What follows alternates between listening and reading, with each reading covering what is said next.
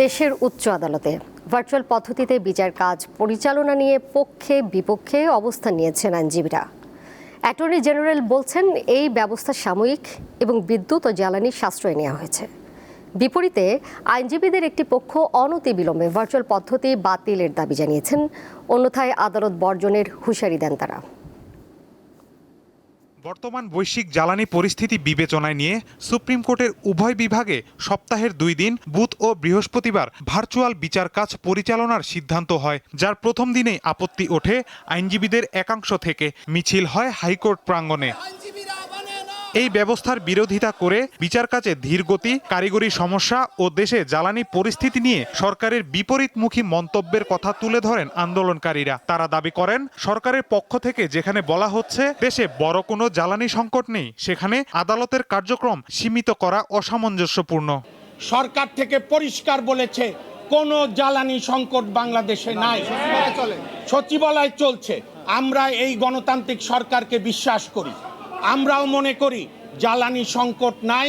আমরা প্রত্যাশা করি কোনো অভিযোগ অনুযোগ নয়, বাস্তবতার আলোকে আজকের মধ্যেই এই সিদ্ধান্ত প্রত্যাহার না হলে আগামীকাল কালো পতাকা মিছিল সহ লাগাতার আন্দোলন সংগ্রাম ঘোষণা করা হবে। এসব অভিযোগের জবাব দেন রাষ্ট্রের প্রধান আইন কর্মকর্তা। বুধবার নিজ কার্যালয়ে সাংবাদিকদের তিনি জানান, ভার্চুয়াল কোর্ট পরিচালনায় এখন পর্যন্ত কোনো সংকট দেখা যায়নি, বরং মামলা পরিচালনায় গতিশীলতা এসেছে। আদালত পরিচালনাটা সম্পূর্ণভাবে এই সুপ্রিম কোর্টের আমাদের বাংলাদেশের মাননীয় প্রধান বিচারপতি তিনি আদালত ব্যবস্থাপনারা সুনির্দিষ্ট করে থাকেন। উনি মনে করেছেন সপ্তাহে 2 দিন ভার্চুয়াল কোর্ট করলে সুবিধা হবে, সেই বিবেচনায় করে উনি এটা করেছেন। বেশ কয়েকটি মামলা ডিসপোজাল আমি দেখেছি এবং আমার কাছে ব্যক্তিগতভাবে মনে হয়েছে আপিল বিভাগে আজকের দিনের অর্থাৎ অন্য বুধবারের দিনের যে কোনো মামলা নিষ্পত্তির চেয়ে আমার কাছে মনে হয়েছে যে আজকের মামলার কার্যক্রমে একটু গতিশীলতা এসেছে। তিনি আরও বলেন, এটি একটি সাময়িক পন্থা। জ্বালানির সংকট কেটে গেলে সপ্তাহের 5 দিনই স্বাভাবিক নিয়মে বিচার কাজ চলবে।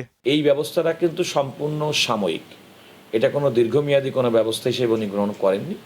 এটি একটি সাময়িক ব্যবস্থা এবং এই সাময়িক ব্যবস্থা যতদিন প্রয়োজন মনে করবেন উনি, তারপরে আমার বিশ্বাস যে তিনি এটা রিভিউ করে নিয়মিত আদালতেই এটা নিয়মিতভাবে আমরা শারীরিক উপস্থিতিতে আদালত পরিচালনার যে রেওয়াজ এবং রীতি আমাদের দেশে, সেটি আসলে সেদিকে আমরা ফিরে যেতে পারবো বলে আমি আশা করি। এর আগে করোনা ভাইরাস মহামারীর সময় দেশে ভার্চুয়াল কোর্ট বসেছিল। এছাড়া ভারত ও পাকিস্তান সহ বিশ্বের বহু দেশে এ ধরনের আদালতের কার্যক্রমের উদাহরণ রয়েছে। মাহিদুর রহমান, দীপ্ত সংবাদ, ঢাকা।